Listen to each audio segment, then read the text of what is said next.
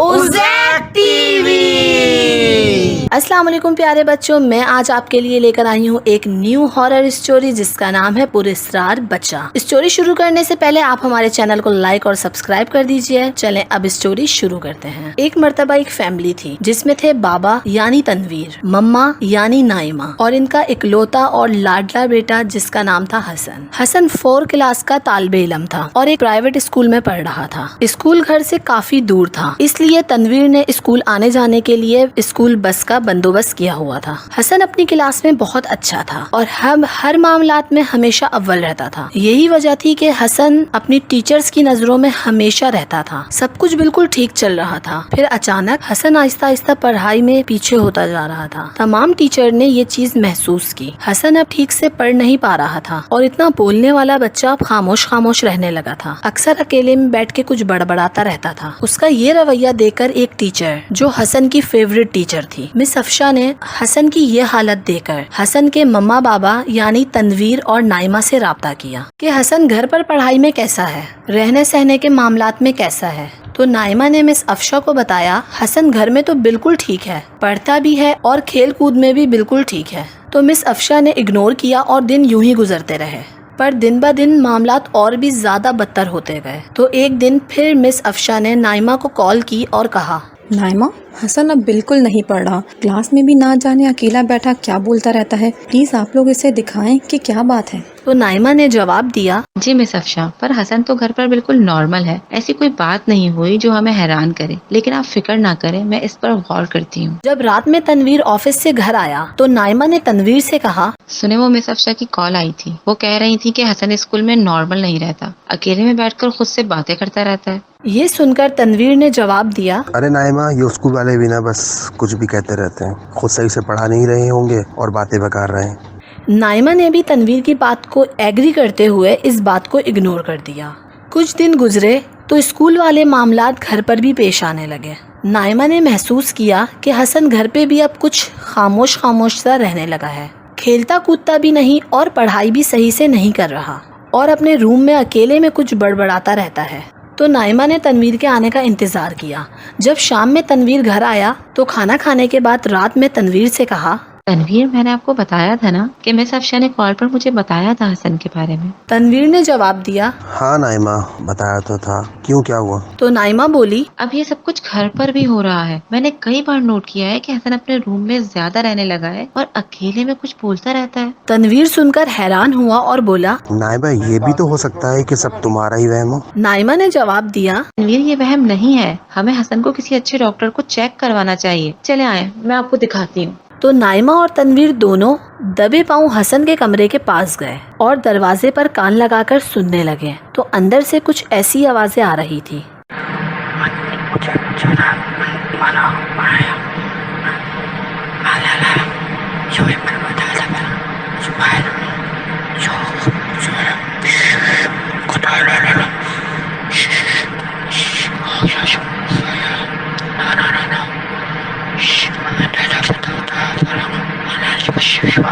आवाजें सुनकर नाइमा और तनवीर दोनों अपने रूम में आए और तनवीर ने नाइमा से कहा, हाँ नाइमा, तुम और मिस अफशा बिल्कुल ठीक थी। मैं कल सुबह ही, मेरा एक दोस्त है जो कि साइकोलॉजिस्ट है, इससे अपॉइंटमेंट ले लेता हूँ। सुबह हुई तो डॉक्टर के पास गए। डॉक्टर को चेकअप करवाया तो डॉक्टर ने कहा, जी मिस्टर तनवीर, आपका बेटा तो बिल्कुल ठीक है, रिपोर्ट्स भी सब क्लियर हैं, मगर फिर भी आपकी तसल्ली के लिए मैं फिजिकल एक्टिविटी के लिए एक सिरप दे रहा हूँ। 1 हफ्ते तक आप इसे पिलाइएगा और दोबारा चेक करवा लीजिएगा। डॉक्टर की तसल्ली सुनकर नाइमा और तनवीर हसन को लेकर घर आ गए। दिन यूं ही गुजरने लगे और वक्त गुजरने के साथ साथ हसन के मसाइल में भी इजाफा होता गया।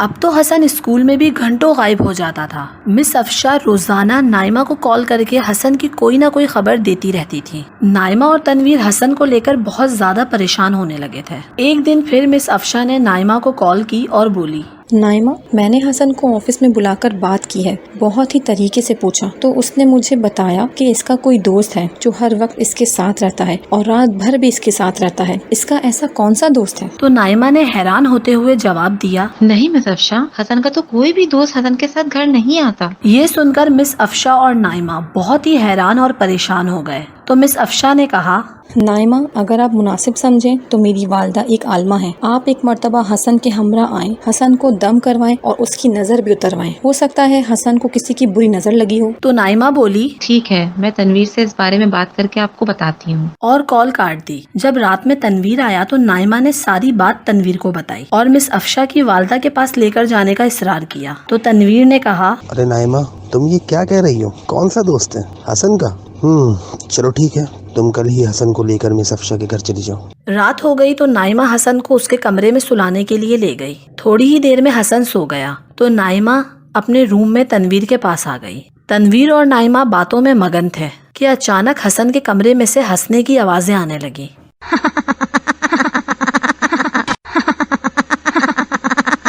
आवाजें सुनकर तनवीर और नाइमा के औसान खता हो गए। दोनों फौरन उठे और हसन के रूम की तरफ भागे। क्या देखा कि हसन अपने बिस्तर के बजाय कमरे के कोने में सर को झुकाए बैठा हुआ था और कुछ बड़बड़ाए जा रहा था।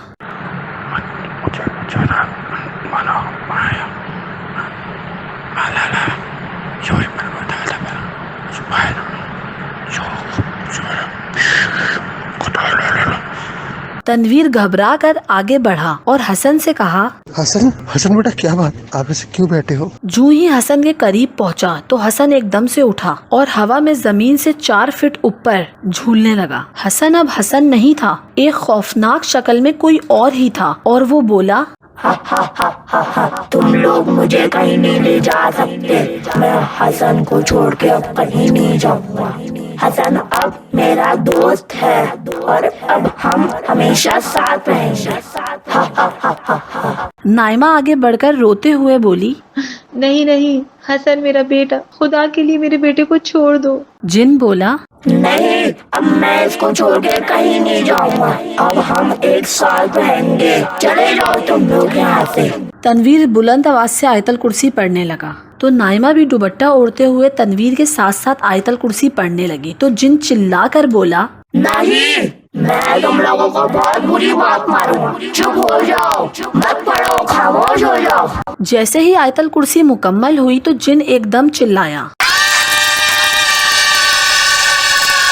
तनवीर ने जल्दी से हसन को उठाया और कुर्सी पर बिठाकर मजबूती से बांध दिया और नाइमा से कहा, जल्दी से मिस अफशा को कॉल करो। नाइमा ने जल्दी से मिस अफशा को कॉल की। तमाम वाकया मिस अफशा को सुनाया तो मिस अफशा बोली, ठीक है, आप परेशान मत हो, मैं अम्मी को लेकर अभी आपके घर आ रही हूँ। और कॉल काट दी। तकरीबन आधे घंटे में मिस अफशा और उनकी वालदा तनवीर के घर पहुंच गई। सलाम दुआ के बाद मिस अफशा की वालदा बोली, कहाँ है हसन? मुझे जल्दी से उसके पास ले चलो। तो तमाम लोग हसन के रूम में पहुंच गए। हसन अभी बेहोश था।